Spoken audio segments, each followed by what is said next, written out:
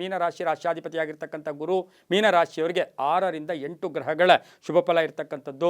ರಾಜಕೀಯ ವ್ಯಕ್ತಿಗಳಿಗೆ ಸ್ವಲ್ಪ ಹಿನ್ನಡೆ ಆಗ್ತಕ್ಕಂಥದ್ದು. ಧನ ಯೋಗ ಇರತಕ್ಕಂಥ ಯೋಗ ಮಾಸ ಕೂಡ ಇದಾಗಿರುತ್ತೆ. ಸಂಗಾತಿಯಿಂದ ಲಾಭ ಆಗುತ್ತೆ. ಆಸ್ತಿ ಮಾರಾಟ ಯೋಗ, ಪಾಲುದಾರಿಕೆಯಿಂದ ಶುಭ ಆಗುತ್ತೆ. ಹೊಸ ಹೊಸ ಕೆಲಸಗಳ ಪ್ರಯತ್ನ ಪಡ್ತೀರಾ. ಭೂಮಿ ಎಕ್ಸ್ಟೆನ್ಷನ್ ಆಗ್ತಕ್ಕಂಥದ್ದು, ರೈತರಿಗೆ ಇರ್ತಕ್ಕಂಥ ಯೋಗ, ಹೊಸ ಸಂಸ್ಥೆ ಮಾಡ್ಕೊಳ್ಳೋದು, ಕೆಲಸ ಕಾರ್ಯಗಳಲ್ಲಿ ಶುಭ ಆಗ್ತಕ್ಕಂಥದ್ದು. ಸ್ವಲ್ಪ ವಾಹನ ಕಂಟಕಗಳಿರ್ತಕ್ಕಂಥ ಮಾಸ ಕೂಡ ಇದಾಗಿರುತ್ತೆ.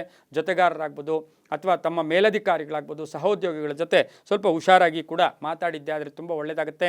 ಬೇಗ ಆಶ್ವಾಸನೆ ಕೊಡೋಕೆ ಹೋಗಬೇಡಿ. ತಕ್ಷಣ ಆತುರತೆಯಿಂದ ಯಾವುದೇ ಕೆಲಸ ಕಾರ್ಯಗಳನ್ನು ಒಪ್ಕೊಳ್ಳೋಕೆ ಹೋಗಬೇಡಿ. ವಾಹನ ಯೋಗ ಚೆನ್ನಾಗಿದೆ, ವ್ಯಾಪಾರ ಯೋಗ ಚೆನ್ನಾಗಿದೆ, ಧನ ಯೋಗ ಚೆನ್ನಾಗಿದೆ. ಉದ್ಯೋಗದಲ್ಲೂ ಕೂಡ ಸಣ್ಣ ಪುಟ್ಟ ಟೆನ್ಷನ್ಸು ಕೂಡ ಆದರೂ ಕೂಡ ಸರಿ ಹೋಗ್ತಕ್ಕಂಥ ಯೋಗ ಇರುತ್ತೆ. ಮಕ್ಕಳಿಗೆ ವಿವಾಹ ವಿಷಯಗಳಲ್ಲೂ ಒಳ್ಳೆಯದಾಗುತ್ತೆ. ಶುಭ ಕಾರ್ಯಗಳಿಗೆ ಪ್ರಯತ್ನ ಪಡ್ತೀರಾ, ತುಂಬಾ ಒಳ್ಳೆಯದಾಗ್ತಕ್ಕಂಥ ಯೋಗ ಇರುತ್ತೆ. ಅನಾಥಾಲಯ ಇರ್ಬೋದು, ಆಶ್ರಮಗಳಿರ್ಬೋದು, ಸಂಸ್ಥೆಗಳಿರ್ಬೋದು, ಸಮಾಜ ಸೇವಾ ಸಂಸ್ಥೆಗಳಲ್ಲಿ ಒಂದು ದಿನದ ಆಹಾರವನ್ನು ತಾವು ಈ ಮಾಸದಲ್ಲಿ ಕೊಟ್ಟಿದ್ದೆ ಆದರೆ ತುಂಬಾ ಒಳ್ಳೆಯದಾಗುತ್ತೆ.